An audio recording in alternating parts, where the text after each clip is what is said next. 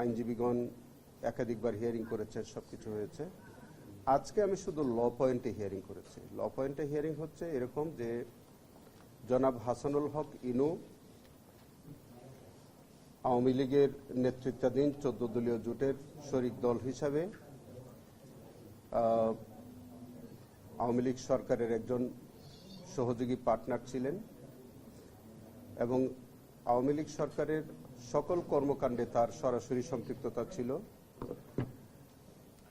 তিনি 20/7/2024 সালে এবং 4/8/2024 সালে 2 তারিখে তিনি তৎকালীন প্রধানমন্ত্রী শেখ হাসিনার সাথে কিছু বিষয় নিয়ে কথাবার্তা বলেছেন। সেই কথাবার্তাগুলোর মধ্য দিয়ে সেখানে কারফিউ জারি এবং জঙ্গি ট্যাগ দিয়ে জঙ্গি কার্ড খেলা এবং তার কুষ্টিয়ায় পুলিশকে বিভিন্ন রকমের নির্দেশনা দেওয়া এবং জুলাই আন্দোলনকে 2 ভাগে বিভক্ত করে এক ভাগকে জঙ্গি ট্যাগ দিয়ে তাদের উপরে নিপীড়ন বা নির্যাতন চালানো, এইসব বিষয়গুলো তার কথোপকথনের মধ্যে ছিল। আমরা 9 জন সাক্ষী দিয়েছি এই কেসে এবং সাথে তার যে কথোপকথন ছিল তৎকালীন প্রধানমন্ত্রী শেখ হাসিনার সাথে, সেই কথোপকথনের রেকর্ডগুলো আমরা দিয়েছি এভিডেন্সে। সেখান থেকে আমরা পরিষ্কারভাবেই এইটি প্রমাণ করার চেষ্টা করেছি বা আমরা তথ্য প্রমাণ দিয়েছি যে জনাব ইনু সাহেব একজন রাজনৈতিক নেতা হিসেবে তিনি দেশপ্রেমী মানুষের বিরুদ্ধে অবস্থান নিয়েছিলেন। সাধারণ মানুষকে জঙ্গি ট্যাগ দিয়ে তাদের উপরে নিপীড়ন চালানোর জন্য নানান কৌশল বা নানান পরিকল্পনা এর সাথে তিনি জড়িত ছিলেন, যার ফলশ্রুতিতে বহু লোকের হতাহতের ঘটনা ঘটেছে, মানবতা বিরোধী অপরাধ সংঘটিত হয়েছে। আইনের বিধানটা ছিল যে আসামি পক্ষের বিরুদ্ধে যে চার্জগুলো আনা হবে সেই চার্জগুলো তিনি বা তারা সেগুলি খণ্ডাবেন। জনাব ইনু সাহেবের বিরুদ্ধে সুস্পষ্ট এলিগেশন ছিল যে তারই একটি কথোপকথন, কিন্তু সেই কথোপকথনের মধ্যে থেকেই তার সংশ্লিষ্টতা এগুলো ছিল। কিন্তু এই কথোপকথন তিনি সরাসরি অস্বীকার করেননি, বরঞ্চ তিনি এগুলা স্বীকার করেছেন। বরঞ্চ তার আইনজীবী বলেছেন যে তখন যারা আন্দোলনকারী ছিল তাদের আন্দোলন এই কার্যক্রমটাকে তারা টেরোরিস্টদের কার্যক্রম বলে তিনি আখ্যায়িত করেছেন এবং টেরোরিস্টকে প্রিভেন্ট করার জন্য বিভিন্ন কার্যক্রম বা বিভিন্ন রকমের পদক্ষেপ তারা নিয়েছেন বলে তিনি তাদের এই কার্যক্রমকে বরঞ্চ জাস্টিফাই করার চেষ্টা করেছেন। মূল কথা হচ্ছে জনাব হাসানুল হক সাহেব ইনুর যে কথোপকথন তিনি সেটা অস্বীকার করেন নাই। সেই কথোপকথনের মধ্যে জঙ্গি ট্যাগ দিয়ে জঙ্গি কার্ড খেলার নামে সাধারণ ছাত্র জনতাকে হত্যা করার যে পরিকল্পনা ছিল এবং যে হত্যাকাণ্ড হয়েছে সেই বিষয়টা পরোক্ষভাবে এবং প্রত্যক্ষভাবে অনেক কথাবার্তার মধ্যে দিয়ে সেটার সুস্পষ্ট প্রমাণ এসছে।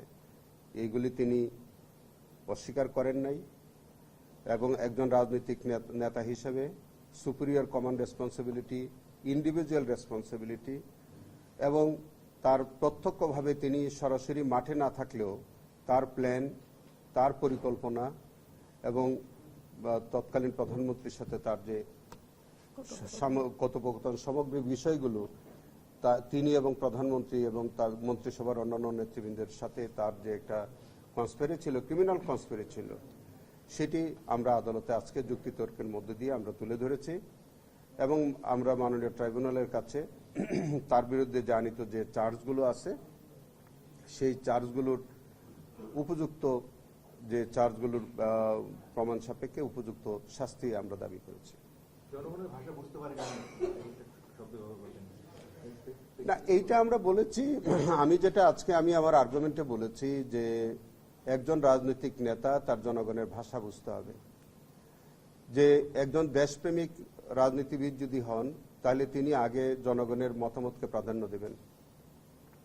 সারা দেশের মানুষ যখন তৎকালীন সরকারের তার ফ্যাসিজমের বিরুদ্ধে, তাদের একনায়কতন্ত্রের বিরুদ্ধে, তাদের বিভিন্ন রকমের অনিয়ম বৈষম্যের বিরুদ্ধে যখন সারা দেশের মানুষ ফেসে উঠেছিল, বিক্ষুব্ধ হয়ে উঠেছিল, তখন সরকার জনগণের এই ভাষাটা বুঝতে না পারে বরঞ্চ জনগণের বিরুদ্ধে, জনগণের বিপক্ষে তারা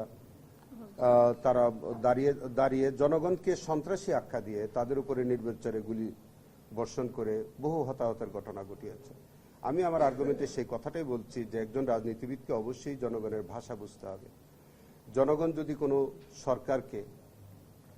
সরকারের বিরুদ্ধে অবস্থান নেয় তখন জনগণের এই যৌক্তিক দাবিকে মানতে হয়, কিন্তু তারা সেই জনগণের দাবির বিপক্ষে অবস্থান নিয়ে বরঞ্চ উল্টা জনগণকে সন্ত্রাসী আখ্যা দিয়ে তাদের উপরে নির্বিচারে গুলি করে হত্যা করে মানবতা বিরোধী অপরাধ সংগঠন। উপযুক্ত শাস্তি বলতে আপনি কি বুঝেছেন, কি চেয়েছেন? যেসব ধারায় আমরা চার্জ গঠন করেছি সেই সব ধারায় যা যা শাস্তি আছে সেই শাস্তি আমরা চেয়েছি।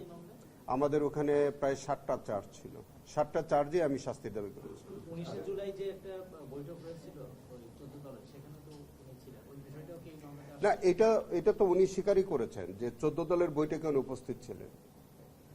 সেখানে কারফিউ জারির যে সিদ্ধান্তের মধ্যে তিনি ছিলেন এবং আপনারা জানেন যে কারফিউ জারির মধ্যে তৎকালীন একজন মন্ত্রী বলেছিলেন যে কারফিউ জারি করে সবাইকে শেষ করে দিতে হবে, এরকম বক্তব্য ছিল। এবং জনাব ওবায়দুল কাদের শুট এট সাইট বলে তিনি বলছিলেন যে কারফিউ জারির পরে যারা বেরোবে তাদেরকে দেখামাত্র গুলি করতে হবে। এবং পরবর্তীতে সেই কারফিউর যৌক্তিকতা সঠিক হয়েছে বলে জনাব ইউনূস সাহেব প্রধানমন্ত্রীকে টেলিফোন করে তাকে দিচ্ছিলেন। প্রধানমন্ত্রীও বলছিলেন যে বিদেশি আন্তর্জাতিকভাবে তাদেরকে পরামর্শ দিয়েছে যে জঙ্গি ট্যাগ করে তাদের বিরুদ্ধে ব্যবস্থা নিতে হবে। এবং সেইভাবে জনাব ইউনূস সাহেব বলছেন যে তিনি এইবার জঙ্গি কার্ড খেলবেন এবং তারই এই জঙ্গি কার্ড খেলার অর্থই হচ্ছে যে নির্বিচারে গুলি করে মানুষকে হত্যা করতে হবে, এবং তাই হয়েছিল শেষে। এই সমস্ত চার্জগুলো আমরা এনেছি, সাক্ষ্য প্রমাণ দিয়ে আমরা প্রমাণ করেছি। সেটি আমরা আজকে ট্রাইব্যুনালে আমরা যুক্তিতর্কের মধ্যে দিয়ে তার যে বক্তব্য, তৎকালীন সরকারের যে কার্যক্রম, যেগুলো আমাদের সংগৃহীত রেকর্ডপত্রে যা আছে সেগুলো আমরা আদালতের কাছে উপস্থাপন করেছি। আমরা কোনো নিজের থেকে কোনো এভিডেন্স সৃজন করে দেইনি। যা যা এভিডেন্স, তাদের বক্তব্য, তাদের স্বীকারোক্তি, তাদের যে পত্রপত্রিকা তৎকালীন সময়ে যে সরকারের যে ভূমিকা, সবগুলো আমরা ওখান থেকে উপস্থাপন করেছি। তালিকাভুক্ত সাক্ষী কতজন ছিল আর আপনারা সাক্ষী দিয়েছেন কতজন? তালিকাভুক্ত সাক্ষী বেশি ছিল, কিন্তু আমরা সবাইকে এক্সামিন করার প্রয়োজন মনে করিনি। আমরা মনে করি যে যেসব চার্জগুলো আনা হয়েছে সেই চার্জের জন্য যে সকল সাক্ষী, যতটুকু সাক্ষী আমাদের প্রয়োজন, এই যে 9 জন সাক্ষী আমরা দিয়েছি, আনুষঙ্গিক কাগজপত্র দিয়েছি, সেগুলো আমরা দিয়েছি। এটা আপনি জানেন, এটা প্রসিকিউশনের একটা চয়েস যে আমার মামলার প্রমাণ করার জন্য কয়জন সাক্ষী, কি এভিডেন্স আমরা উপস্থাপন করি, অ্যাবসলিউটলি এটা তার একটা প্রিভিলেজ, প্রসিকিউশনের প্রিভিলেজ।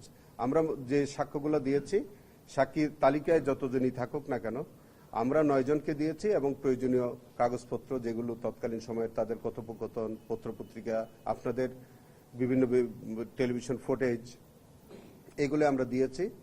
এবং আমরা যা যা দিয়েছি, জনাব ইউনূস সাহেবের বিরুদ্ধে যা যা অভিযোগ ছিল তিনি কোনোটাই অস্বীকার করেননি। আজকে হেফাজতের মামলায় দেখলাম যে 2 জন সাংবাদিক এবং সাবেক পররাষ্ট্রমন্ত্রীকে গ্রেফতার দেখানো হয়েছে। এই মামলায় আসামি পক্ষের আইনজীবী বলেছেন যে এই ঘটনায় সাংবাদিকদের সম্পৃক্ত থাকার কোনো তো কারণ নেই, তারা তো নিউজ করেছেন, তাহলে এখন যারা নিউজ করছেন পরবর্তীতে তারাও তাহলে এই ধরনের আসামি হতে পারেন। এবং একই সাথে তিনি ব্যঙ্গ করে বলেছেন যে সারা দেশে তো প্রতিদিন বিভিন্ন ধরনের এই মুরগি চুরি হয়, তাহলে এগুলো তো ওয়াইড স্প্রেড সিস্টেমেটিক হচ্ছে কিনা, সেগুলি কি এখানে আনা হবে কিনা, এই প্রশ্ন রেখেছেন। দেখেন, অপরাধ করার ক্ষেত্রে কে সাংবাদিক, কে আইনজীবী, কে ডাক্তার, কেউ কোন পেশায়, সেটা দেখার কোনো সুযোগ নাই। আমরা অপরাধের বিচার করি, আমরা কোনো অপরাধী কে, কোন পেশার, সেটা দেখার কোনো সুযোগ আমাদের নাই। আপনার যে কথাটা আপনি বলছেন, কোনো সাংবাদিক যদি কোনো অপরাধ করে থাকেন তিনি কি বিচারের আওতায় আসবেন না? আমি আইনজীবী হিসেবে যদি কোনো অপরাধ করে থাকি, আমি বিচারের আওতায় আসবো না? আজকে যে কোনো পেশার যে কোনো মানুষ তিনি যদি কোনো সুনির্দিষ্ট অফেন্স করেন, তিনি কি আসবেন না? আপনি যে যাকে ইঙ্গিত করে কথাটা বলছেন, তিনি হেফাজতের এই ঘটনার সারা রাত তিনি ওখানে ছিলেন এবং তিনি বিকৃত সংবাদ প্রচার করছেন। হত্যাকাণ্ডের ঘটনাটাকে তিনি কনসিল করেছেন। সারা দেশবাসীর কাছে তিনি ভিন্ন অপপ্রচার করেছেন। এটা কি সাংবাদিকতা? আপনার যেসব সাংবাদিকদের বিরুদ্ধে অভিযোগ, তারা তৎকালীন সময়ে ফ্যাসিজম করার জন্য, একটা সরকারকে ফ্যাসিস্ট করার জন্য অনেক সাংবাদিকদের তখন ভূমিকা ছিল না, যার কারণে আজ এই রাষ্ট্রটা একটা ফ্যাসিস্ট রাষ্ট্র হিসেবে অভিভূত হলো, একটা সরকার ফ্যাসিস্ট সরকার হিসেবে আবির্ভূত হলো। সেইটার মধ্যে যদি কোনো সাংবাদিক জড়িত থাকে, তারা কি বিচারের আওতায় আসবে না? আজকেও যদি কোনো ব্যক্তি কোনো রাজনৈতিক ব্যক্তিত্বকে যদি তাকে অপরাধী বানায়, তাহলে তিনি কি সহযোগী হিসাবে আসবেন না? আমরা কোনো নির্দোষ মানুষকে বিচারের আওতায় আনতে চাই না, আনবও না। কোনো নির্দোষ মানুষ যাতে আমাদের বিচারের মধ্যে না আসে, আবার কোনো অপরাধী যাতে ছাড় পেয়ে না যায়। আমরা প্রাথমিকভাবে যার কথা আপনি বলেছেন, প্রাথমিকভাবে তাদের বিরুদ্ধে আমরা সাক্ষ্য প্রমাণ পাচ্ছি এবং তার যে সমীকরণ নামের যে ফুটেজ, সেই ফুটেজের মধ্যে উনি এমন ভাষা, এমন তথ্য এমনভাবে বিকৃত করেছেন। তিনি তো সেখানে বলছিলেন যে একজন মানুষের হতাহতের ঘটনা ঘটেনি, নিহত হয় না, আহত হয়নি। আপনি বলেন, এটি কি সঠিক বক্তব্য ছিল?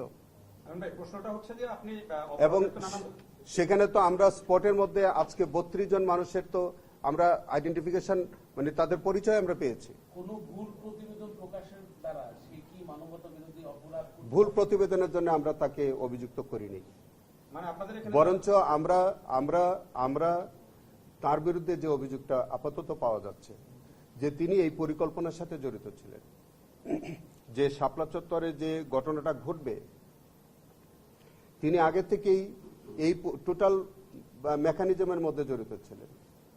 সেইখানে অপরাধ এবং পাশে সেই মেকানিজমের মধ্যে যে তিনি ছিলেন, সেইটা তার পরবর্তীতে সমীকরণ রিপোর্টের মধ্য দিয়ে এটা সুস্পষ্টভাবে প্রতীয়মান হয়েছে। সেইটা আমরা বলছি যে আমরা যদি সেখানে যদি কোনো অ্যাবেটমেন্টের মধ্যে যদি তাকে না পাওয়া যায়, কোনো কনস্পিরেসির মধ্যে যদি না পাওয়া যায়, তিনি বেনিফিট পাবেন। একটা বিষয় সেটা হলো যে এই বিষয়টা আপনি এভাবে বলতেন, কিন্তু সেই দিনের ঘটনায় তো আরো অনেকেই ছিল। যদি আরো থাকে আরো আসবে, যদি আরো থাকে আরো আসবে। এটা আমাদের ইনভেস্টিগেশন এজেন্সি কাজ করছে। ইনভেস্টিগেশন এজেন্সির একচ্ছত্র তাদের স্বাধীনভাবে তারা কাজ করে। তারা ইনভেস্টিগেশন করবে, ইনভেস্টিগেশন করে তারা যাদেরকে সেন্ট আপ করবে, যাদের বিরুদ্ধে প্রাইম ফেসি অ্যালিগেশন পাবে, তারা ট্রাইব্যুনালে তাদের বিরুদ্ধে রিপোর্ট সাবমিট করবে। আমরা এখনই বলা মুশকিল যে আমাদের ইনভেস্টিগেশন এজেন্সির স্বাধীন তদন্তে তো আমরা কোনো হস্তক্ষেপ করি না। তারা একেবারেই স্বাধীনভাবে কাজ করে।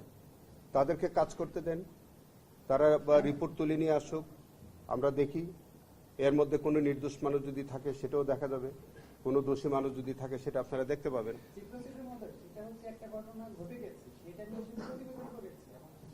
আপনি আবার একই জায়গায় চলে গেলেন। একটা মানুষ করেছে, উনি প্রতিবেদন করেছে কিনা আপনি জানলেন কেমনে?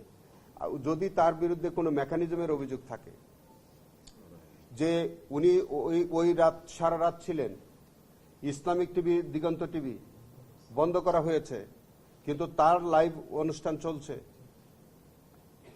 এবং তিনি হত্যাকাণ্ড গোপন করছেন, তার স্বার্থ কি? তিনি তো একজন সাংবাদিক, তিনি তো নিরপেক্ষভাবে জাতির সামনে সত্য ঘটনাটা তুলে ধরবেন। সেটা আপনারা বলেন না কেন যে তিনি কি সঠিক কথাটা তুলে ধরেছিলেন সেদিন? যদি না ধরেন তাহলে তার উদ্দেশ্যটা কি ছিল? কেন তিনি এটা করতে গেলেন? তাহলে তিনি টোটাল মেকানিজমের সাথে জড়িত ছিলেন। আরো যদি কোনো সাংবাদিক জড়িত থাকে তারা আসবে। মাননীয় চিফ প্রসিকিউটর, এর আরো একটা অভিযোগ ছিল প্রায় 40-45 জন জার্নালিস্টের, সিনিয়র জার্নালিস্টের, তাদেরও এই ধরনের বিভিন্ন অভিযোগ যে অভিযোগ আমি করা জানি হয়েছে। আমি এখনো জানি না। এদের বাইরে কি আর কোনো জার্নালিস্টদের মামলায় আপনাদের অভিযোগ তদন্ত পাচ্ছেন কিনা বা কোনো কিছু পাচ্ছেন কিনা? আমি একটা কথা বলি, দেশ ওই যে একটা কথাই বলছি যে দেখেন, একটা মানুষ একা একা ফেসিস্ট হয়ে উঠে না। একজন মানুষ ফেসিস্ট হয়ে উঠার ক্ষেত্রে অনেকের সহযোগিতা থাকে। সেটা হতে পারে সাংবাদিক, আইনজীবী, পেশাজীবী, যে কেউ হতে পারে। এখন সেই ফ্যাসিজমের সাথে যদি কোনো দুষ্ট সাংবাদিক, আমি ভালো সাংবাদিক তো আসামে হয় না, যারা হলুদ সাংবাদিকতা করেন, তারা যদি সেটা করে যদি সেই ফ্যাসিস্ট সরকারকে সহযোগিতা করে থাকেন, যাদের কারণে আজকে এতগুলো মানুষের হতাহতের ঘটনা ঘটেছে, আপনারা কি তার বিচার চাইবেন না? এই হলুদ সাংবাদিকদের বিরুদ্ধে আপনারা বিচার চাইবেন না? আপনারা কি চান না যে আপনারা যারা আজকে সঠিক সাংবাদিকতা করতেছেন, আপনারা কি সেদিন সেই সাংবাদিকতা করতে পেরেছিলেন? পারেননি তো। আপনারা কি কোথাও এইসব দাওয়াত পেতেন? পাননি তো। আজকে শরীরটা তো আগামীতে সেটা আগামীতে বলবেন। আগামীটা তো এখন বলতে পারবো না। আগামীতে আসলো। চলমান থাকুক। সাবেক সেনা কর্মকর্তা জিয়াউল হাসানের মামলা আমরা জানি অনেক গুরুত্বপূর্ণ সাক্ষী আছে, বিশেষ করে বর্তমানে সার্ভিসে আছে এরকম সেনা কর্মকর্তা সাক্ষীরা আছেন। সেই মামলা